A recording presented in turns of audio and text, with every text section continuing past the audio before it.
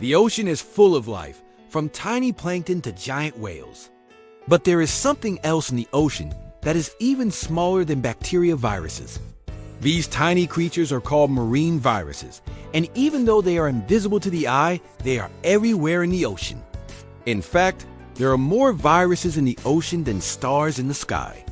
One drop of seawater can hold millions of them. Recently, scientists have discovered that some of these viruses are not only huge compared to other viruses, but they may also play a big role in Earth's climate. Marine viruses are different from the viruses that make people sick. They do not infect humans. Instead, they infect tiny ocean organisms like plankton and algae. Plankton are small, plant-like creatures that float in the ocean. They may be tiny, but they are very important. Plankton produce a large amount of the oxygen we breathe, and they also take in carbon dioxide from the air. Carbon dioxide, or CO, is a greenhouse gas that traps heat in Earth's atmosphere. Too much CO can lead to global warming. That's why understanding how plankton and viruses work together is so important. When a virus infects a plankton cell, it takes over the cell and uses it to make more viruses. Eventually, the cell bursts open and all the new viruses are released into the water. This may seem like a simple process, but it has a big effect on the ocean and even the climate. When the plankton cells break apart, the carbon inside them is released. Some of that carbon goes into the water and some sinks to the bottom of the ocean. This is part of a process called carbon cycling.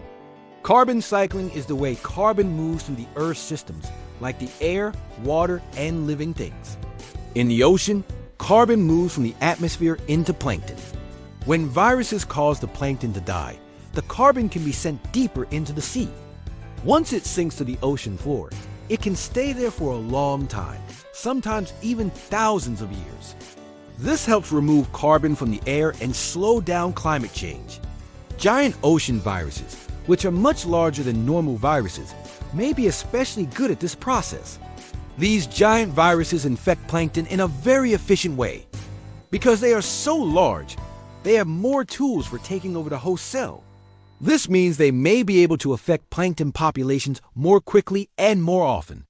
If more plankton are dying from virus infections, then more carbon is being released and moved into the deep ocean.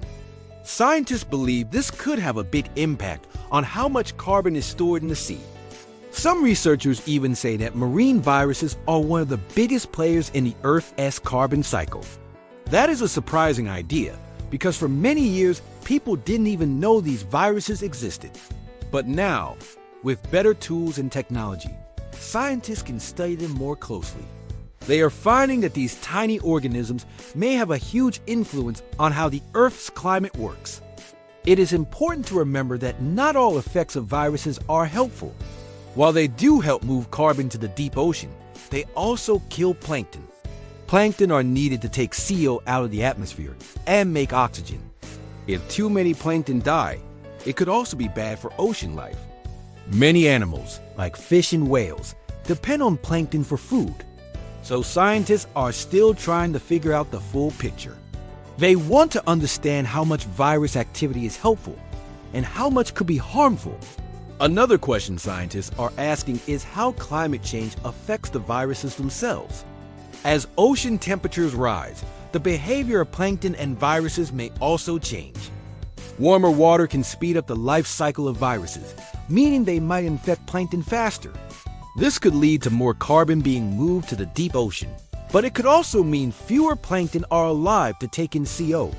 It is a complex system, and researchers are still learning how all the parts fit together. What we do know is that the ocean is a very important part of Earth's climate system. The balance between plankton, viruses, and carbon is delicate. Small changes in one part of the system can lead to big changes in the whole planet. That's why scientists are paying close attention to these giant ocean viruses. They may be small, but their role in climate change could be very big. By studying marine viruses, we can learn more about how the ocean works and how to protect our planet. Understanding these invisible creatures helps us see the hidden ways that life in the ocean connects to the air we breathe and the climate we live in. Even though they are too small to see, Marine viruses may hold some of the answers to fighting climate change and keeping the Earth healthy for the future.